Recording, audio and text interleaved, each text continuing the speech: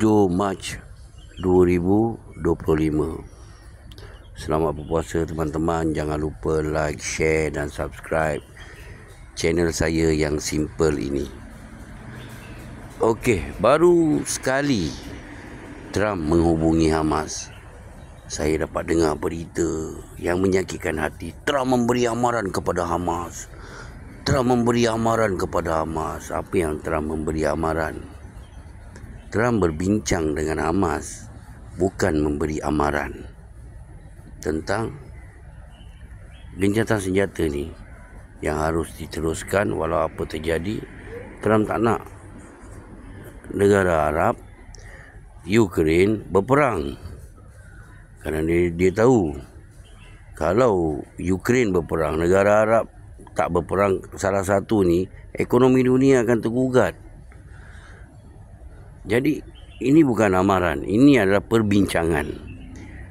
Kerana Trump dia nak melihat kedua belah pihak, Israel, Hamas, yang mana satu yang tak betul. Dia nampak sekarang yang Israel yang banyak songel, yang banyak cerita. Dan anda boleh lihat di atas, ini adalah peta Gaza terbaru yang dibincangkan Egypt kepada negara-negara Arab baru-baru ini. Alhamdulillah, nampak peta ni semakin membesar sedikit. Kerana apa? Anda pun tahu Gaza ni sebenarnya dah kecil, tapi dikelilingi oleh penduduk haram Yahudi. Jadi kita nampak peta ni macam besar sedikit. Dan bangunan-bangunan yang dah runtuh akan diratakan, akan ditolak ke tepi untuk betul-betul meratakan, untuk membangunkan balik negara Gaza. Dan kenapa Trump tak nak bincang dengan Abbas? Kenapa? Abbas Perdana Menteri Palestin. Kenapa dia tak nak panggil Abbas? Kerana dia pun tahu Abbas ni makan dedak banyak, dan rakyat Palestin tidak menyukai Abbas sekarang. Lihatlah apa dah jadi dekat West Bank sekarang. Kocak kacir. Adakah dia buat statement apa-apa? Tidak. Dia diam aja. Jadi Trump mencari Hamas untuk berbincang pasal dia nampak vision Hamas ni di masa hadapan. Kalau tidak ada nama Hamas, akan ada orang-orang Hamas yang duduk di Palestin sebagai pemimpin. Ini yang dia nampak. Anda perasan tak? Sebab tu dia ambil keputusan untuk berbincang dengan Hamas. Dan nama dia, orang Israel ni, Gal Gadot.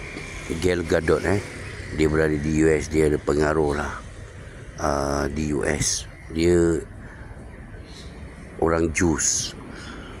Dia menangis. Dia mengatakan dia sedih kerana sekarang orang Jews di Amerika tidak menyokong apa yang Israel lakukan terhadap Hamas. Dia sedih kerana mereka sebenarnya lakukan yang terbaik. Anda nampak tak teman-teman? Bukan kita sahaja, satu dunia sekarang menyokong Gaza. Jadi dia bersedih sampai nak menangis, air mata macam nak meleleh, berkata depan wartawan.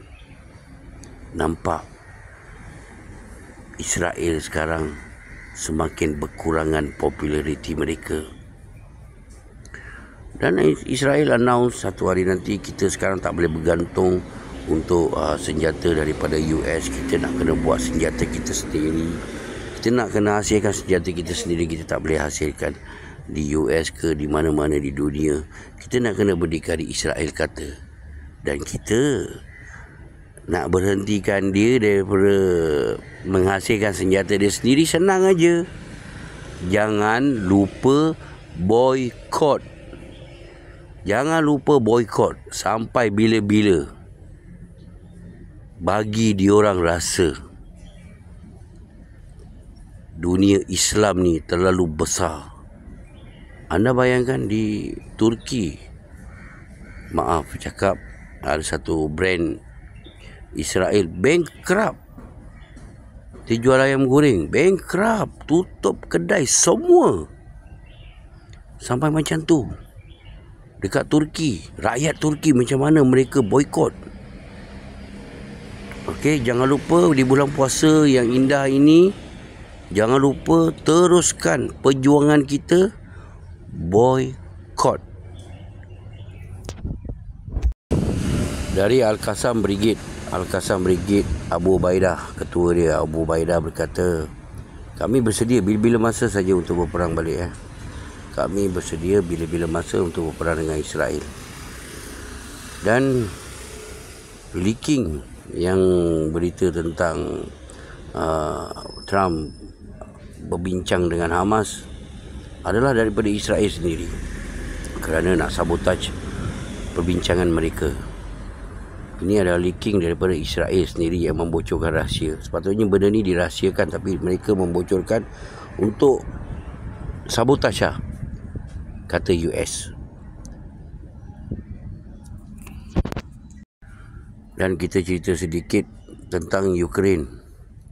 NATO akan ditukar chief baru, tapi tak tahu lagi siapa chief NATO akan ditukar baru. Dan juga di Ukraine sekarang, France mengatakan akan menghantar askar mereka ke Ukraine kerana harus satu negara harus mengetuai EU. Kerana mereka pun terperanjat, kerana Jerman sekarang pun nak push mereka punya senjata. Seperti anda bayangkan, kalau Jerman boost dia punya senjata sampai seperti ketika zaman Nazi Jerman, bagaimana? Tergugat tak negara EU? Tergugat, teman-teman. Tapi ini adalah hayalan buat sementara waktu. Ini adalah hayalan kerana kita lihat simpanan gas negara EU sekarang berada dalam keadaan kritikal. 36% menurun. 36% menurun. Ini adalah keadaan kritikal.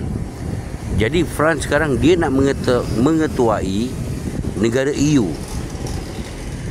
kerana dia takut mereka akan tenggelam. Tapi kadang-kadang kesian juga melihat mereka, negara-negara EU, Germany. Anda bayangkan, Rusia air to air missile 300 km air to air missile, jet pejuang yang mengebom 300 km. Rusia surface to air juga 300 km missile. Maknanya daripada daratan mereka boleh tembak 300 km juga teknologi mereka. Dan negara EU tidak ada misal sejauh ini. Maknanya mereka ketinggalan zaman, teman-teman. Yang ada pun Jerman, tapi Jerman pun sekarang dah komplain yang mereka kehabisan banyak senjata yang telah diberikan kepada Ukraine. Sebab tu mengambil masa, teman-teman. 10 tahun baru mereka boleh impikan untuk melawan Rusia. Kalau tidak, mereka hanya boleh mengharapkan US sahaja. Inilah yang terjadi dalam dunia sekarang ni. Mereka menggonggong hari-hari. Seperti menggonggong ekor taruh kat bawah buntut. Mereka tak boleh buat apa-apa, teman-teman. Mereka hanya boleh berkata-kata, tapi mereka tak boleh buat. Assalamualaikum, selamat berpuasa semua. Jangan lupa like, share, komen. Dan juga selepas ini berita saya akan berkurangan. Saya hanya highlight saja. Kerana semakin anak raya, saya semakin sibuk bekerja untuk mencari nafkah untuk anak isteri dan keluarga. Selamat berpuasa. Hurrah everybody.